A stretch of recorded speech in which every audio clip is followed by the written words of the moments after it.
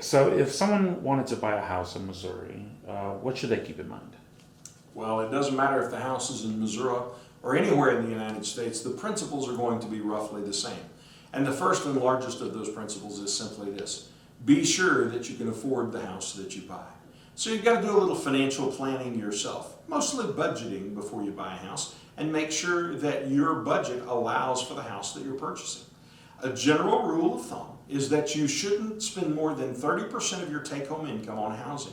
Now, that's not just your mortgage payment, but it also includes the insurance on your house, any homeowners association fees on your house, the repair and upkeep, and the annual taxes. All of those things added up should be 30% or less than your take-home income. Where does that number come from? Great question. I don't know who originally came up with that number, but it has been a number that has been out there for nearly 50 years that I know of. So that idea, that notion is just kind of an accepted rule of thumb.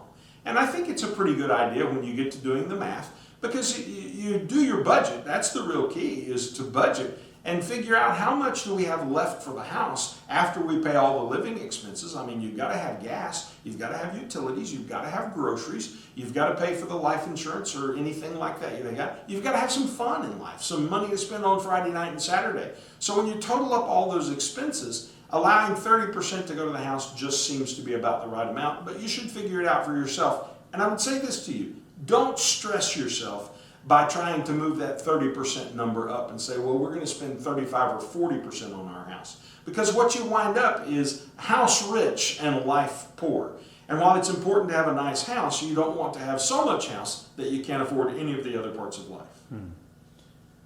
Are there any hidden costs or anything that one should be aware of?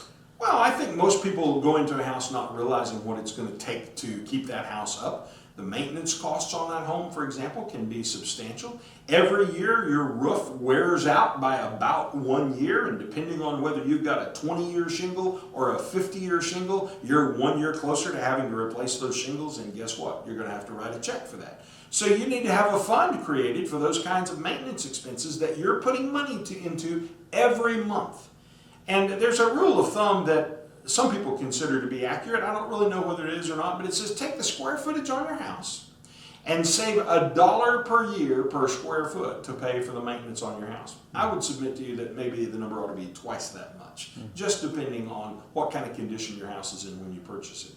I'll guarantee you, though, that every year you live there, the house is going to run down a little bit, and there's going to be more and more maintenance costs. Should people put off saving for retirement to buy a house? No, I don't think you should put off saving for retirement to buy a house. I think you can do both if you plan carefully.